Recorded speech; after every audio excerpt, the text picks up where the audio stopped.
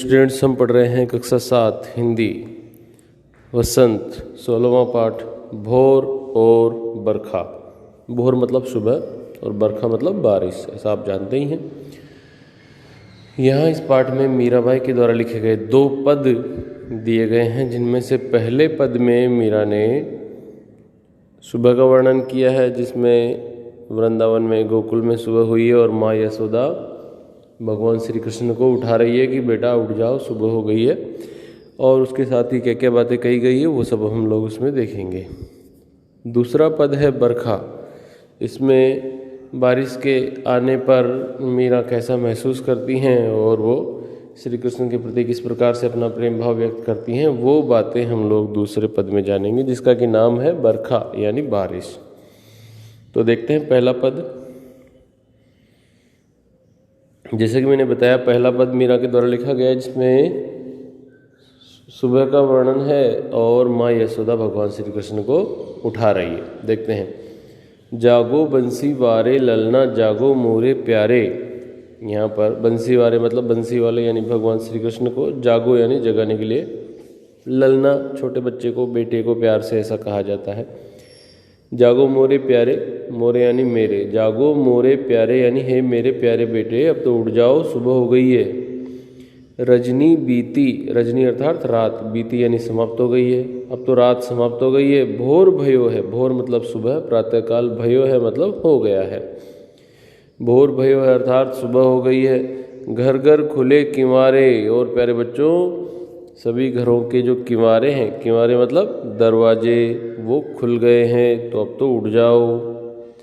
गोपी दधी मथत, और अब गोपियाँ जो है वो भी अपना दही मथने लगी हैं, दही बिलोने लगी हैं। दही को बिलो करके उससे वो घी और मक्खन निकालेंगी और काम में लेंगी, बेचेंगी। और ये जो है माँ यशोदा कह रही हैं कि देखो गोपियाँ जो है वो दही बिलो रही हैं, क्योंकि कैसे पता चला, सुनियत है कंगना के झनकारे, क्योंकि वो जो दही बिलो रही हैं तो अपने हाथों को हिला रही है बिलोने के लिए, तो उससे उनके जो हाथों में पहने हुए कंगन है उनकी आवाज़, उनकी झनकार सुनाई दे रही है। अगली पंक्ति में चले। उठो लाल जी भोर भयो है सुरनर ठाड़े द्वारे। फिर आगे कहती है कि हे प्यारे बेटे, अब तो उठ जाओ। जैसा कि मैंने बताया, लाल जी यहाँ पर बच्चे को प्यार से कहा गया है। तो उठो लाल जी, हे प्यारे बच्चे बेटे, अब तो उठ जाओ, भोर भयो है, सुबह हो गई है। सुर नर ठाड़े द्वारे, ठाड़े हैं मतलब खड़े हैं। सुर यानी देवता, नर यानी मनुष्य, मनुष्य और देवता सभी लोग द्वार पर खड़े हुए हैं। यहाँ पर इस तरह से कहा गया है कि भाई श्री कृष्ण जो है वो भगवान हैं और उनके दर्शन करने के लिए सब लोग दरवाजे पर खड़े हुए हैं कि कब भगवान उठेंगे और कब हम उनके दर्शन करेंगे। ग्वाल बाल सब करत कोलाहल, जय जय शब्द उचारे। जो ग्वाल बाल हैं, जो ग्वाले और उनके बच्चे आदि भगवान श्री कृष्ण के हम उम्र जो उनके साथ खेलते हैं, गाय चराते हैं, वो सब कोलाहल कर रहे हैं। कोलाहल मतलब शोर शराबा कर रहे हैं, चीख रहे हैं, चिल्ला रहे हैं। बच्चे आमतौर पर खेलते हैं तो इस तरह की आवाज़ें आती हैं, उनके लिए यहाँ कहा गया है जय जय शब्द उचारे। और वो सब साथ ही साथ में क्या कर रहे हैं, जय जयकार कर रहे हैं। माखन रोटी हाथ में लीनी गौवन के रखवारे, और सुबह इतनी हो गई है कि जो गायों के रखवाले हैं, गौवन के रखवारे, गायों के रखवाले कौन, ग्वाले। तो जो ग्वाले हैं, जो गायों के रखवाले हैं, उन्होंने अपने हाथ में माखन रोटी ले ली है। क्यों? क्योंकि अब वो अपनी गायों को लेकर के जंगल में जाएंगे उनको चराने के लिए, तो वो अपने साथ में माखन रोटी लेकर के जा रहे हैं। मीरा अंत में कहती है कि मीरा के प्रभु गिरधर नागर शरण आया को तारे। मीरा कहती है कि मेरे जो प्रभु हैं गिरधर, गिरी को धारण करने वाले, पहाड़ को अपनी उंगली पर उठा लेने वाले, अर्थात भगवान श्री कृष्ण, वो बड़े ही चतुर हैं, चालाक हैं, वो समझदार हैं। अपनी शरण में आए हुए को वो जरूर तारते हैं। अर्थ तारते हैं मतलब तैराते हैं, अर्थात इस संसार रूपी सागर से पार करा देते हैं, अर्थात इस संसार से मुक्ति दिला देते हैं। तो ये था प्यारे बच्चों पहला पद। अब दूसरे पद की तरफ बढ़ते हैं, जिसमें बरखा का वर्णन है। देखिएगा, ये रहा, बरसे बदरिया सावन की, सावन की मन भावन की। बरसे यानी बरस रही है, बदरिया यानी बादल, सावन की, सावन एक महीना होता है, ऐसा आप लोग जानते होंगे।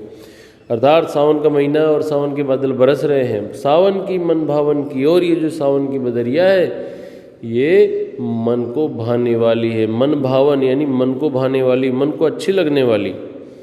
सावन में उमग्यो मेरो मनवा, भनक सुनी हरियावन की। मीरा कहती है कि सावन के महीने में जो मेरा मन है, मनवा मतलब मन, मेरो यानी मेरा, सावन में उमग्यो मेरो मनवा, मेरो यानी मेरा, मनवा यानी मन, मेरा मन सावन के महीने में उमग रहा। उमग्यो मतलब उमग रहा है, उमड़ रहा है, अर्थात खुशी से भर गया है। खुशी उसमें समा नहीं रही है, खुशी बाहर निकल रही है।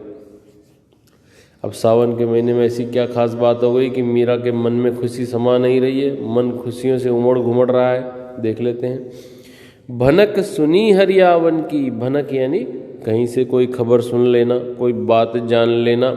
भनक सुनी अर्थात ऐसी सूचना मिली है, ऐसी खबर सुनी है। और क्या? हरियावन की, यानी हरि मतलब भगवान श्री कृष्ण, आवन यानी आ रहे हैं। भगवान के आने की भनक कहीं से मैंने सुन ली है, भगवान के आने की खबर मैंने कहीं से सुन ली है, और इसी कारण से जो मेरा मन है वो उमड़ रहा है खुशी के मारे इस सावन के महीने में। आगे देखो। उमड़ घुमड़ 34 से आया, दामन दम के झर लावन की। मीरा कहती है कि सावन के महीने में उमड़ घुमड़ यानी उमड़ घुमड़ करके बादल जिस तरह से अचानक आसमान में चारों तरफ से घेर करके आ जाते हैं, उसको बोल देते हैं उमड़ना घुमड़ना। 34 से यानी चारों दिशाओं से, उत्तर दक्षिण पूर्व पश्चिम सभी दिशाओं से आ जाते हैं। कभी कभी 8 दिशाएं भी कह देते हैं, तो फिर 2 दिशाओं के बीच वाली जो मध्य दिशा होती है उसको उसमें शामिल कर लिया जाता है। जैसे उत्तर और पूर्व के बीच वाली दिशा उत्तर पूर्वी दिशा। कई बार 10 दिशाओं कहते हैं, तो फिर उसमें ऊपर और नीचे की दिशा यानी ऊपर आसमान की तरफ की दिशा और नीचे ज़मीन की तरफ की दिशा को भी काउंट कर लिया जाता है। तो ऐसे 10 दिशा भी कह देते हैं। यहाँ 4 दिशा की बात हुई है कि बादल चारों दिशाओं से उमड़ घुमड़ करके आ गए हैं। दामिन दम के झर लावन की, और इन बादलों में जो दामिन है, दामिन मतलब बिजली, बादलों में बिजलियाँ कड़कती है उसको दामिनी कहा गया है। दम के यानी चमक रही है, झर लावन की, बादलों में जो बिजलियाँ चमक रही है उसको देख करके लगता है कि अब बारिश की क्या लगने वाली है, झड़ लगने वाली है बारिश की। अर्थात अब लगातार झिरमिर झिरमिर बारिश होती ही जाएगी। जब बारिश लगातार चलती जाए, रुके नहीं 1-2 दिन, तब उसको बोलते हैं झड़ लग जाना। नन्ही नन्ही बूंदन मेहा बरसे शीतल पवन सुहावन की। मीरा कहती है कि नन्ही नन्ही बूंदों के रूप में मेहा यानी बारिश बरस रही है, शीतल पवन सुहावन की। और ऐसे में जो शीतल पवन है, ठंडी ठंडी हवा चल रही है, वो बहुत ही सुहावनी लग रही है, बहुत ही अच्छी लग रही है, मन को भा रही है। अंत में मीरा कहती है, मीरा के प्रभु गिरधर नागर आनंद मंगल गावन की। मीरा कहती है कि मेरे जो प्रभु है गिरधर नागर हैं, गिरी को उठाने वाले, बहुत ही चतुर चालाक समझदार, और इसीलिए उनके आने की जो खबर मिल गई है तो मैं तो आनंद मंगल गा रही हूँ। आनंद मंगल गाना अर्थात होता है किसी शुभ अवसर पर, किसी पावन पर्व पर जो गीत आदि गाए जाते हैं उनको आनंद मंगल के गीत गाना कहा जाता है, ऐसा आप लोग समझते होंगे। तो प्यारे बच्चों, ये था दूसरा पद। अब हम लोग, जैसा कि मैंने बताया था, लेखक जो है इन्हीं पदों को लिखने वाले जो है वो मीराबाई हैं। आगे बढ़ते हैं हम लोग। ये यहाँ पर देखिए आगे प्रश्न, हम होमवर्क में कविता से वाले प्रश्न करेंगे। बंसी वारे ललना मोरे प्यारे लाल जी कहते हुए यशोदा किसे जगाने का प्रयास कर रही है? तो उत्तर होगा भगवान श्री कृष्ण को जगाने का प्रयास कर रही है। आगे प्रश्न देखो, और वे कौन कौन सी बातें कहती है? तो पद में दिया गया है। यशोदा मैया कहती हैं कि सारे ग्वाले उठ गए हैं, गायों को चराने जा रहे हैं, ग्वाल बाल उठ गए हैं, शोर मचा रहे हैं, देवता और मनुष्य द्वार पर खड़े हुए हैं दर्शन करने के लिए, सब घरों के दरवाजे खुल गए हैं, गोपियाँ दही बिलो रही हैं क्योंकि उनके कंगन की झनकारे की आवाज़ आ रही है। तो इस तरह की बातें माँ यशोदा ने कही है। दूसरा प्रश्न देखिए, नीचे दी गई पंक्ति का आशय अपने शब्दों में लिखिए।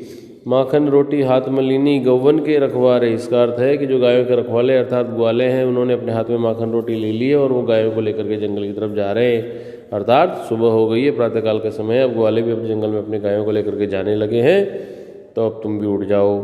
तीसरा प्रश्न देखिएगा, पढ़े हुए पद के आधार पर ब्रज की भोर का वर्णन कीजिए। तो इस प्रश्न के उत्तर में आपको जो पहला पद है उसका पूरा का पूरा अर्थ लिख देना है। ब्रज की सुबह में क्या क्या होता है जो वहाँ पर दिया गया है वही सब लिखना होगा।